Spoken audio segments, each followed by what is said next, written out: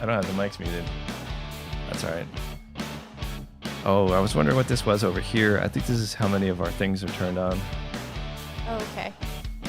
It looks like it's all. Okay. Hey guys, Bill here. And I'm Lauren. And we're bringing you the Pawfinity Scratching the Surface podcast. Sorry, I'm working with my board here. It's been a couple weeks. Yeah. We're not really too consistent right now, but we will get so. If you guys have topics you'd like for us to talk about, feel free to send them in. Today, we're talking about exposing your business to risks through unsavory practices with your data.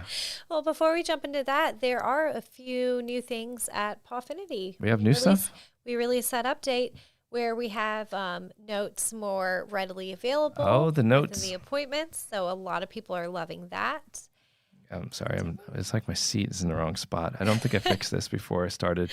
I feel like there was another thing or two that we had added. No, that was really it. I think so. Yeah, but it was a big deal. People really loved it. Yes. It improved workflows drastically for our clientele because now when they open the window with the appointment details in it, they can just either see the last notes or edit them or add new ones right straight from there. Yeah. It's one of those things that we had complaints about for a few years, but it was quite a heavy lift to get that resolved because of the way the code was embedded. So we made that change and people are loving it. So that's pretty cool. But yeah, today, guys, let's find a way to fix this problem. I was on the phone with a new prospect client last week, I believe it was, and she broke the news to me that she was storing client credit card information in the notes fields of the software that she was moving to us from. Where's that button? Where's Green that button. This one? Yes. I think it's more like a. We don't have one of those. This could work. This could work. Yes. Yeah, so that's a really awful thing to do. We're going to talk about a little bit light touch on PCI compliance and why that's not advisable. But for anyone that's watching this now or will watch it in the future, if you're doing that process, if you store credit card information or any sort of gate codes or anything like that to get into, ADT codes, gate codes, key locations in the notes, you need to make sure that your software is super secure. But with those ADT codes and your credit card information, you'll fall into some compliance issues, which could get very costly for you. Yeah. Even in Pawfinity, don't store that stuff in my software. I don't want to see credit card information.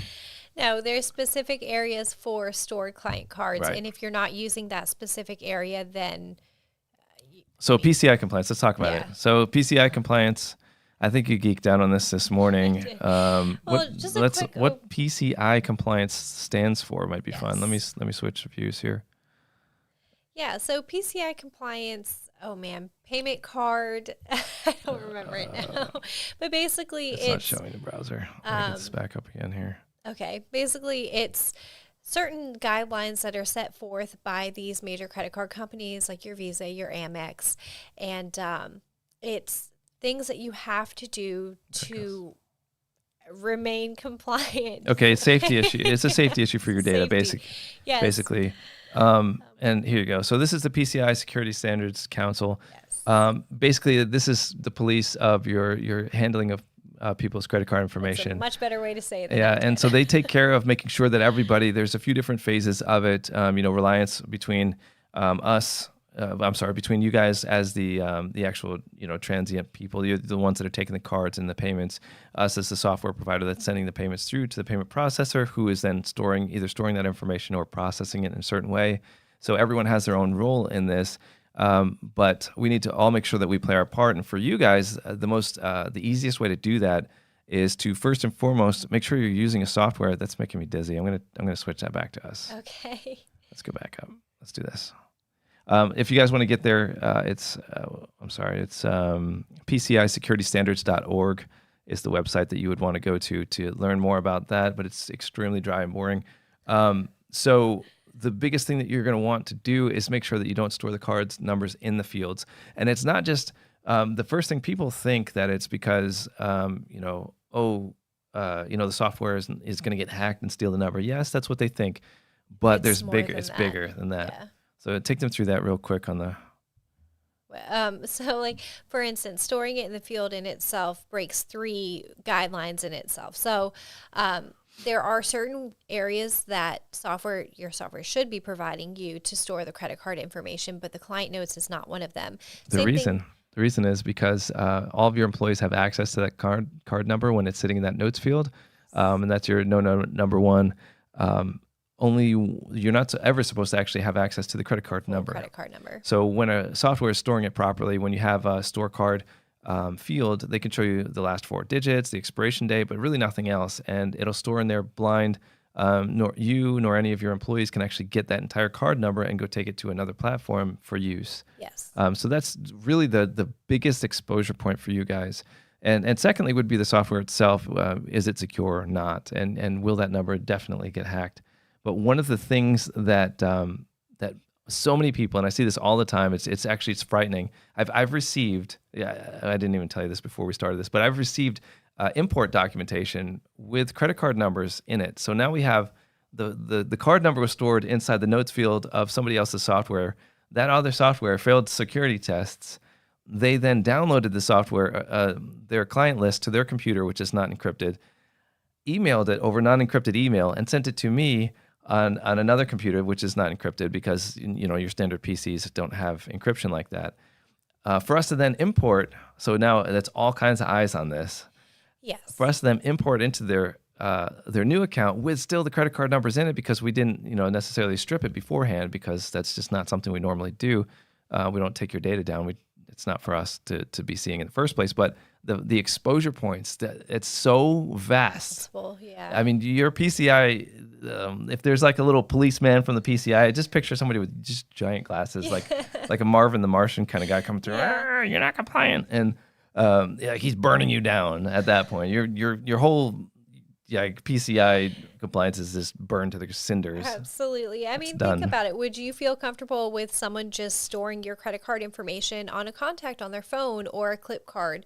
Probably not. So just like texting it, don't text credit card numbers to anybody ever. Or email your credit card numbers. Lord. Yes. It's there. I mean, so Gmail reads every single email that you have. I don't even want to get into that. The man in the middle attacks, the networks that are monitored, and I mean, God forbid you ever, attach to your mobile. Let's say you're on a mobile, because a lot of people like to do that for their mobile businesses. If you attach to a public Wi-Fi like Dunkin' Donuts or somebody, I mean, you're visible on the network unless you're using certain controls, which I'm sure. On vacation, you attach to the hotel Wi-Fi. I mean, So don't that do it. information sitting there is the worst thing that you can do. Now it's like, okay, you guys scared me.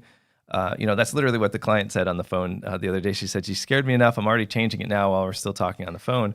And I said, "Yeah, it's this isn't to scare anyone. Well, it's to inform." Yeah, and it's to protect your business, because if you are found to be non-compliant, you actually get charges like hefty fines. So I just picture the trash bags. Wasn't there there was the hefty commercials on TV when I was a kid. I think they had they had a little jingle. I might look that up. Okay. Yeah, but I mean, you get fined for it, and you don't want that. And you also don't want to be the person responsible for your client's credit card information getting stolen, because if anyone has ever needed to change their card information, you know how much of a hassle that is. So there are certain things that you can do to put in place to protect yourself and your clients. Why not do them? Storing them I'm just in the looking contacts is not one of them. Yeah. Storing them on a clip card, So what is the way to do it, though? We're telling them what not to do. Oh, here we go. A hefty cinch sack. I'm sorry, I have to bring this up. This lady's singing right now. I think this is what I was thinking about. Let me share this with everybody. I'm going to share this. Let's go browser focus. Okay. The hefty commercial in the 90s. The garbage bag you choose can make the job a hassle or a cinch. Yeah. Hassle.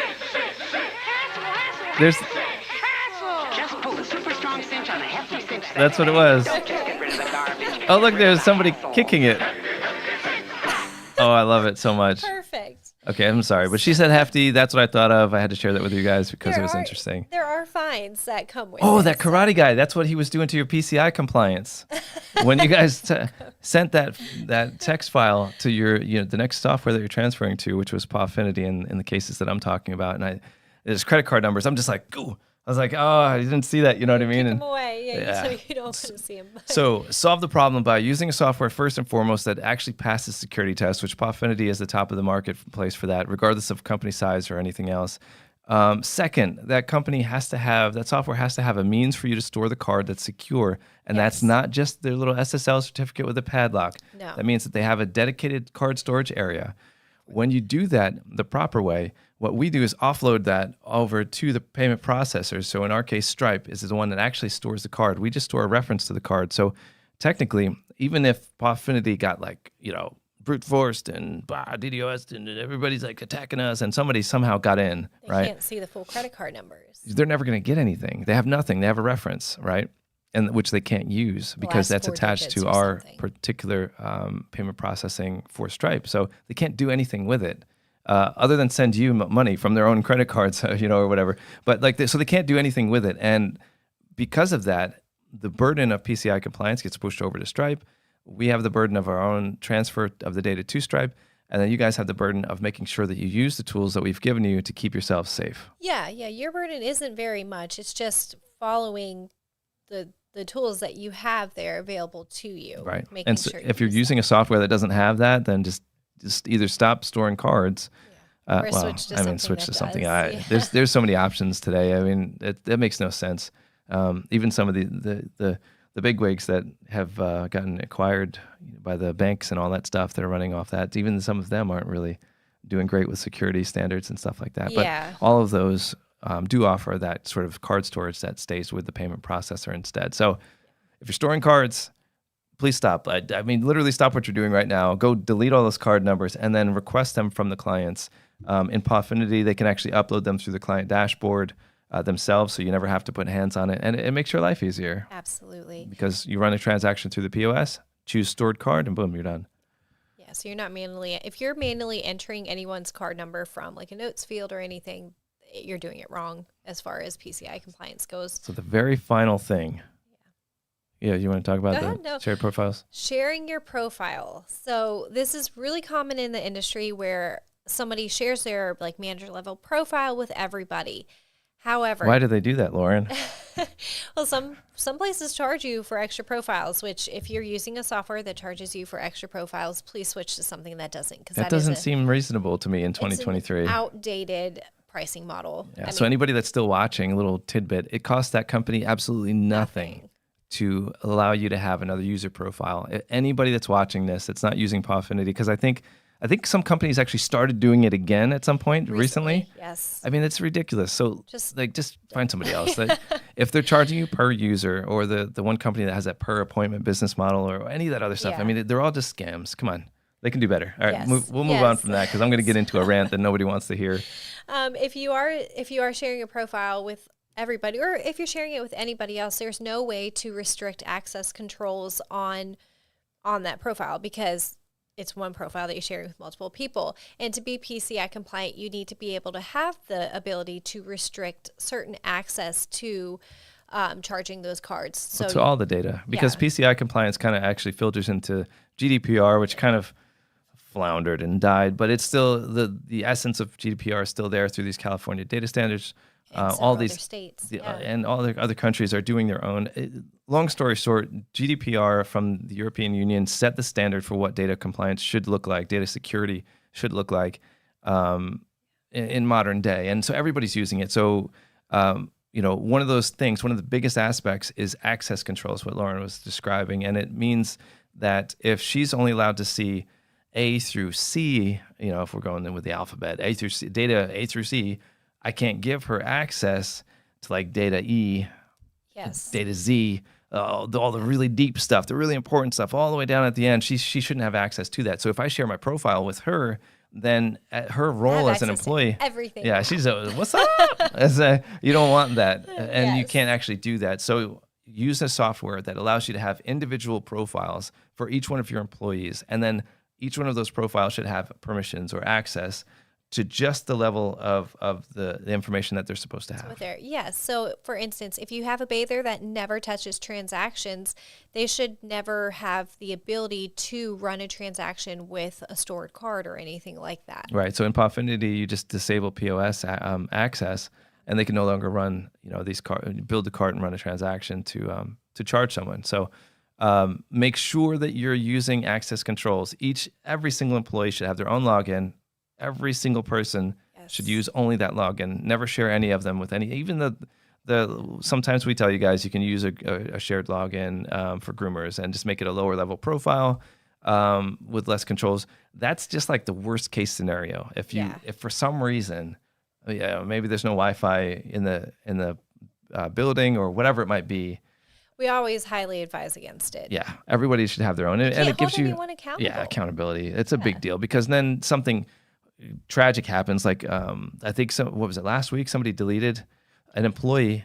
Oh yeah, that's right. A terminated employee came in and deleted like an entire calendar or something from the business. Then the business owner went in and terminated them in the system.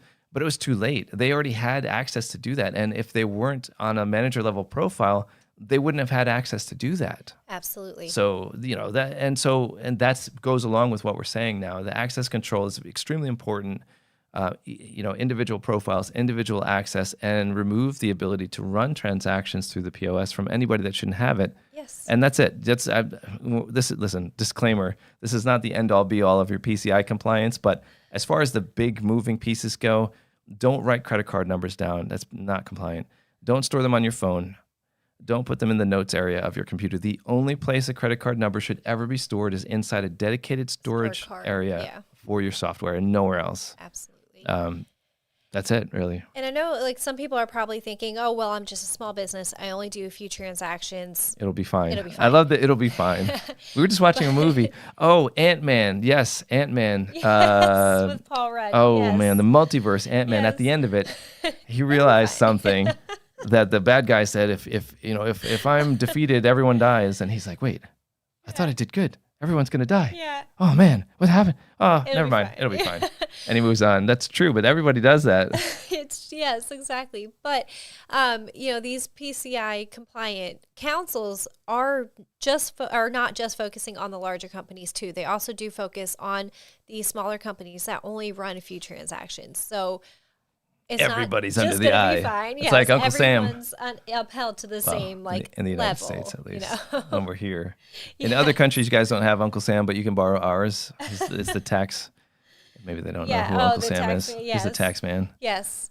Uncle Sam. Yeah, with the hat. Yes. Yeah, he's got a hat. That's American stuff, but but we'll share. We'll share the love of paying taxes. It's everybody is responsible. Yeah.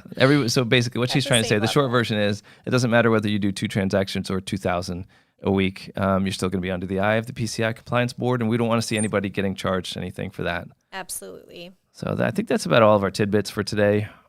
It was a good episode. One other one. We have stuff. It does need to be constantly evaluated and maintained. So it's not just a one and done. You said it at the beginning of your business, you're done.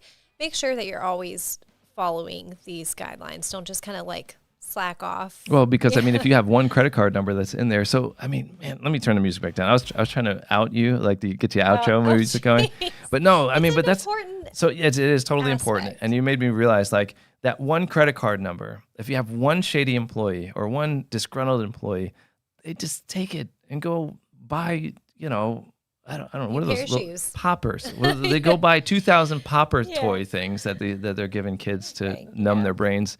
They buy 2,000 of them. Why? Just because it'll get you in trouble and it damages one of your clients, and that's not something you ever want to do. Anything. A frustrated spouse or partner, or however you guys are together. We've seen it all. So. Oh man, the vengefulness of humans. Yes. You never think that you get to see this stuff from a pet software's perspective. Yeah, you wouldn't think you would see as much as you do, but we've heard stories and we've seen things. All the trusted employees, one bad thing goes wrong. So protect yourself. Oh man, basically. There's so many things. Wrap it up. Sometimes I wish we should probably just put together an episode where we just tell the stories. It should just be tales of the software company from behind the scenes. We do see a lot. Oh my goodness, hear a lot. There's so much stuff.